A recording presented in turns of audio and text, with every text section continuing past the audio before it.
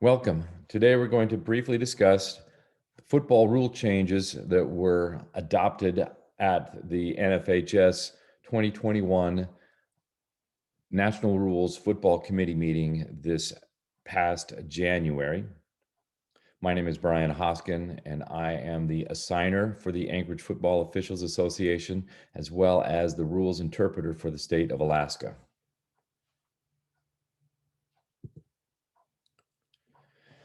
Just a review of blocking below the waist is making initial contact below the waist from the front or side against an opponent other than a runner. Contact with an opponent's hands below the waist that continues into the body below the waist is considered blocking below the waist. Blocking below the waist applies only when the opponent has one or both feet on the ground. In summary, what this means is that a block below the waist is initiated and continues into the body below the waist, whereas a block that starts high above the waist and then the block slides down below the waist into the legs is not considered a block below the waist. Also, if the blocker contacts the opponent's hands first and the hands drive the blocker low below the waist, that would be considered a block below the waist. And if a defender, for example, were to try and leap over the blocker and his feet are not on the ground and the block is below the leaping defender's body, then that is not considered a block below the waist.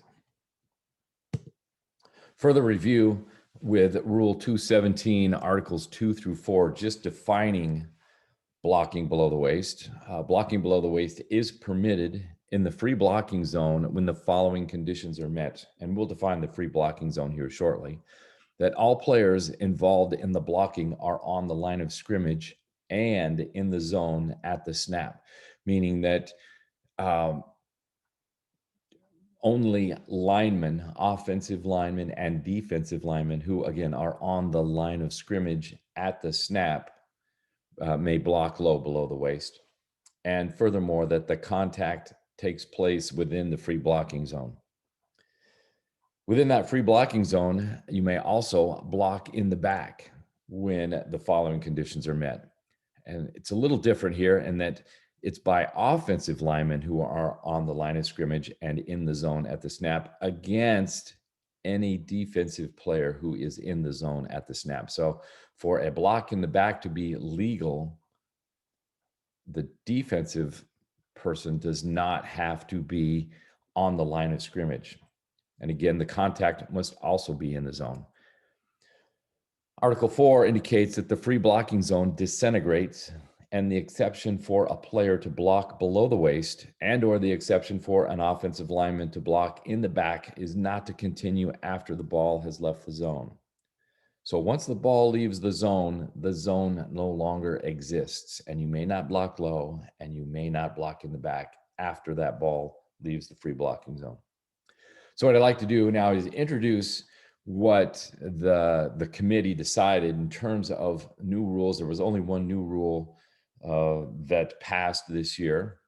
And what it does is it adds to Rule 217, Article 2, a letter C, and it further defines blocking below the waist as that the contact is an immediate initial action following the snap, meaning that any kind of delay makes it an illegal block. So all low blocks must be at the snap. And that makes some things a little easier on those officiating, is that after the snap, any low block that you see after a brief instant, a brief period of time actually becomes an illegal block. So it's no longer have to determine, well, was the ball still in the zone? Were they on the line of scrimmage at the snap? All of those additional factors that you had to consider now can be just summed up into that block below the waist. In order to be legal, must be an immediate initial action following the snap. So let's look at what the free blocking zone is. The free blocking zone is a rectangular area extending laterally either 4 yards to the left or to the right of the ball and 3 yards deep into either the defensive backfield or the offensive backfield. A player is considered in the free blocking zone when any part of his body is in the zone. So, for example, number 89 is in the free blocking zone. And we're not going to split hairs over this. If a foot is inside the zone, we are going to go ahead and consider that to be in the zone. So 89 could block low against opponent number 67, but not 52 because 52 is not in the free blocking zone. I had a question from a coach recently, and he wanted to know, well, we often extend our splits, and that would extend our tackle outside what he called the tackle box. And I had to remind him that in NFH rules, that there is no such thing as a tackle box. What we consider is the free blocking zone, which is 4 yards left or right of the ball. So if his splits extend and push his tackle outside of that free blocking zone, that tackle is no longer able to block low. So again, just reviewing, when a block below the waist is legal, the following conditions must be met. Is that, again, all of the players involved in the blocking are on the line of scrimmage and in the zone at the snap. So again, you can see that 89, 72, 65, the center, and 58 right guard, 64 right tackle are on the line of scrimmage.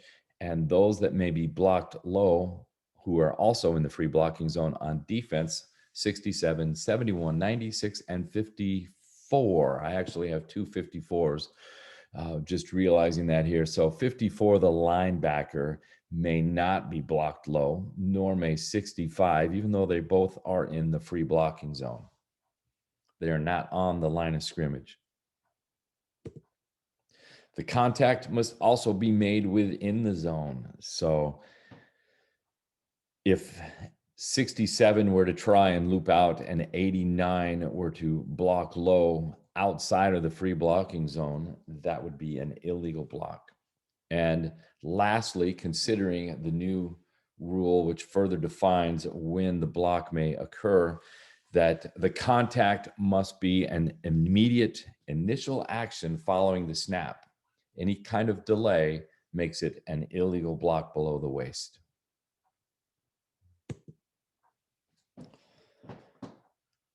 Let's define immediate initial action, because for many of us, there are some that want a specific definition. And truthfully, immediate is a subjective term, but we as officials are charged with judgment calls on every play. Was it a hold? Did the hold affect the play? Was it at the point of attack? Was his foot in or out? Was he juggling the ball? Did he gain possession? Those are all kinds of judgment calls that we make on every play. So judgment really is the ability to make considered decisions or come to sensible conclusions. So there is not a hard and fast rule or metric that we can use to often make an immediate or a judgment call. I looked a few things up, and in the Olympics, a 100 millisecond delay or less is considered a false start. 100 millisecond reaction time is pretty close to being immediate. It's not immediate, but for our sake, when we are considering football players, we have to use a little more judgment than that. And I don't believe that our linemen are going to be making that or have that kind of reaction time. So again, we've got to make judgments based on the nature of the game, who's playing, as well as the level of play. So what that means is we have to have a philosophy in making a judgment call.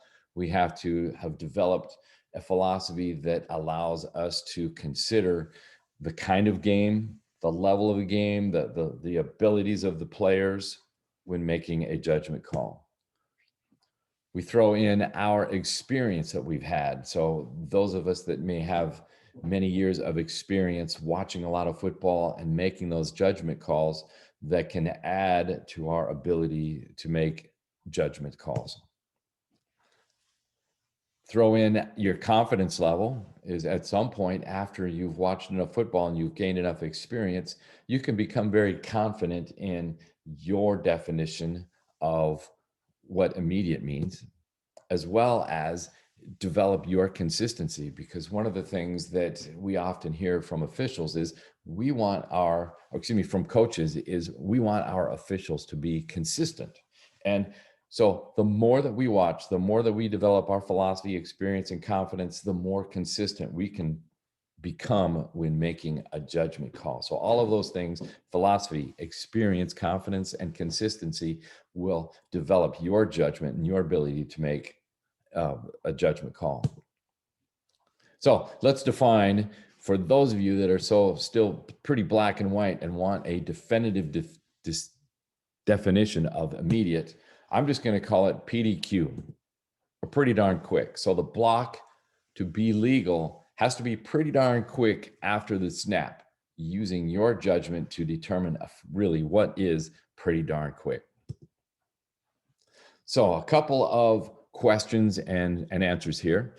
Can there be a block below the waist out of a shotgun formation where the ball leaves the zone quickly? Some associations nationwide would consider a block below the waist out of a shotgun formation illegal because, by definition, their reaction is not fast enough to block prior to the ball leaving the zone and then the zone disintegrating. What this new addition to the definition of blocking below the waist does is allows that block to still occur as long as the other requisites of the free blocking zone are met, and that the contact is immediate initial action following the snap. So from an official's perspective, you no longer have to worry about the formation with regards to a block below the waist. If a block below the waist is immediate initial action following the snap, it becomes a legal block below the waist. How about a pulling guard on an end? Can the pulling guard block the end below the waist if both were on the line of scrimmage at the snap and the ball has not left the free blocking zone?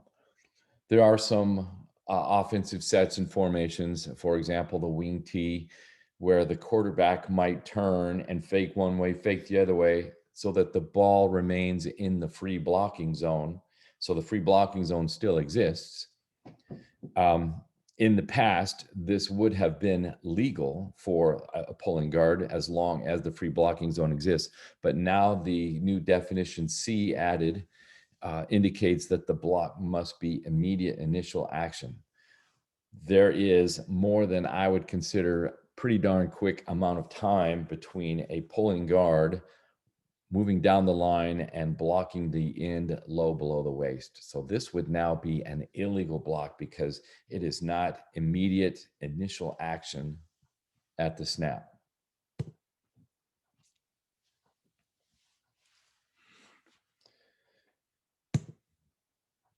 Can a lineman be in a three-point stance to make a legal block below the waist? There were, again, many associations that indicated that a lineman in a two-point stance or a three-point stance might not be able to make the block fast enough. So they would require a block below the waist to be out of a 3 or 4 point stance. This new rule, again, takes this judgment factor out, that no, when all of the other requisites of the free blocking zone are met and the contact is an immediate initial action following the snap, the type of stance is immaterial. It doesn't matter, as long as, again, that contact is immediate, pretty darn quick initial action following the snap.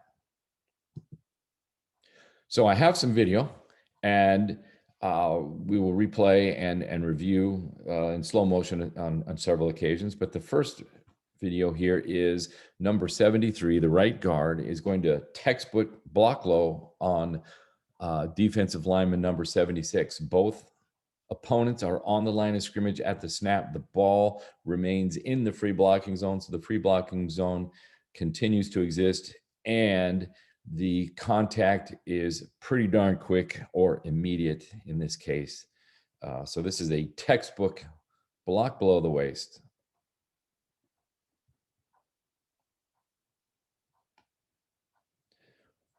Everything looks good here. Low block.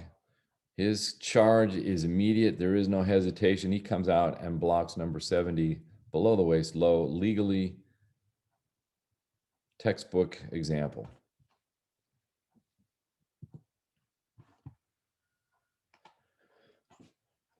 All right, this next example is, I would like to point out the right tackle. Number 53 in white is going to block number 50 low. I'll play the video and then we'll discuss.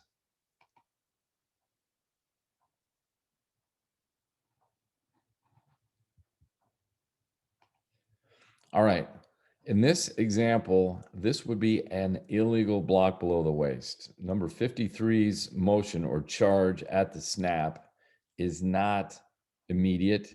He actually takes a few shuffle steps backwards and then blocks low. So any kind of delay, if you look, 53 shuffles his feet, takes a drop step, and then blocks low.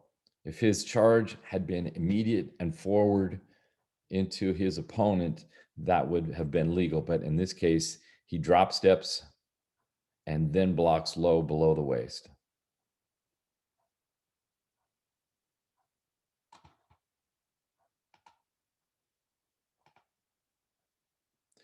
We're going to take a look at left guard number 52. And in this instance, we are in a shotgun formation. There was a time where we would define this as any low block out of a shotgun formation would be illegal. But now we've modified that to include as long as the immediate initial action is directly following the snap in this case. So we don't have to be concerned about the type of formation. So let's watch number 52, left guard, and his low block against his opponent.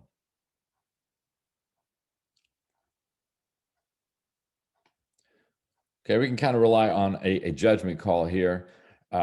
He's not the quickest guy on the team, but his charge is forward and down low and legally blocks his opponent. His opponent was on the line of scrimmage at the snap, and his charge is immediate.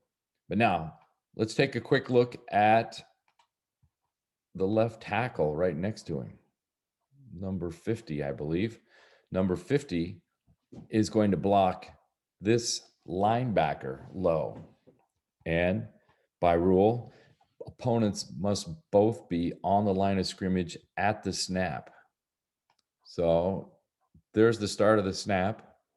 Number 27, the linebacker, is not on the line of scrimmage. And he does come charging up, but after the snap, and then number 50 blocks him low. So this would be an illegal block below the waist, whereas the left guard, number 52's block is legal. Number 50, the left tackle, his block below the waist is illegal.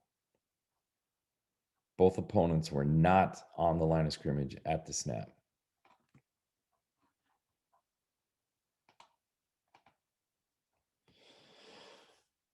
Here's a tricky one, in that in prior definitions, this play would be considered a legal block below the waist.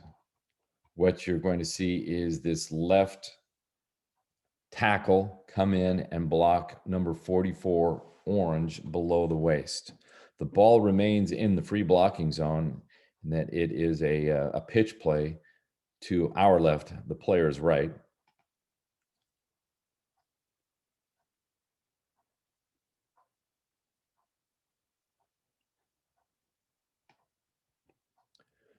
Okay, ball still in the free blocking zone, but what we see here is a lineman whose block is not immediate action after the snap.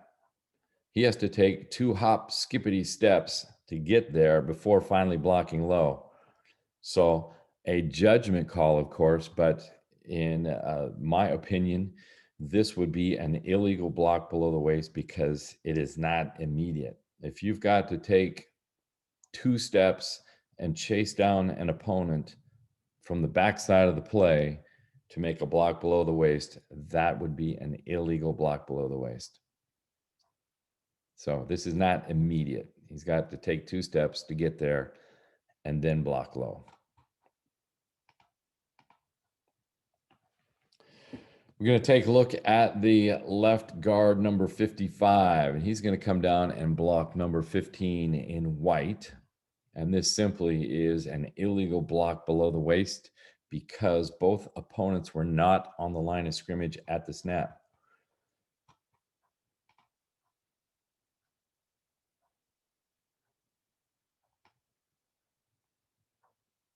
Okay, we've got number 55 coming down on number 15. Hits him low below the waist. And our umpire picks that foul up. And then rightly stops the clock. Thank you.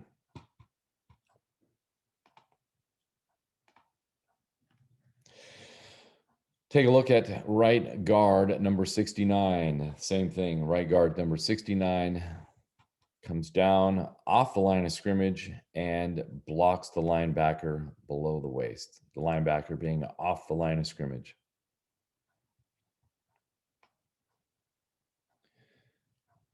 There he is at about the 25-yard line, blocking the linebacker low. That is an illegal block below the waist.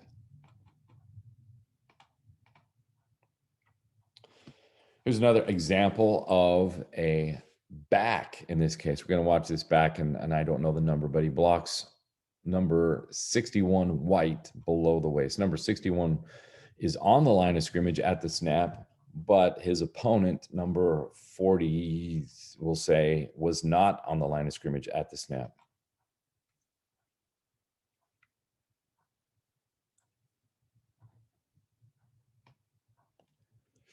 All right, here we go. In the backfield, you can see number 61, and suddenly his feet are upended with a low block by the back. That is an illegal block below the waist because not all of the requisites, meaning that both opponents were on the line of scrimmage at the snap. Now, interesting for discussion, this foul takes place in the end zone. An accepted foul there results in a safety. Just a reminder that when enforcing this foul, because the foul took place in the end zone, the result is a 2-point safety.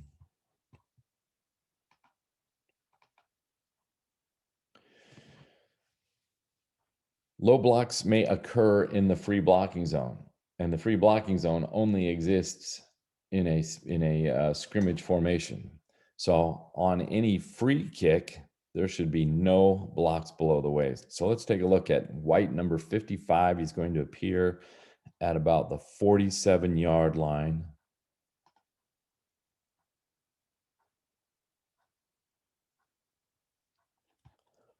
Back that up real quick here. There he is at the 47-yard line, right in the middle of the screen, and he blocks his opponent low. There should be no blocks below the waist during a free kick. Now, further, just to point out, number 55 has already fouled once for his low block below the waist, and you see him reappearing on the left side of the screen. And from an officiating standpoint, when you see that blocker turn and look back, we know he's headhunting.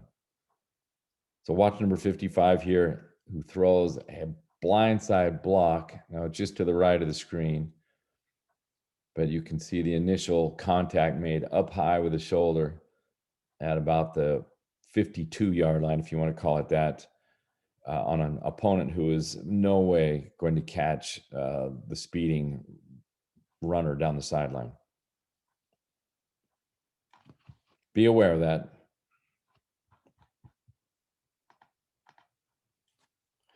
All right, for interpretation and summary, low blocks can be made as long as the following conditions are met.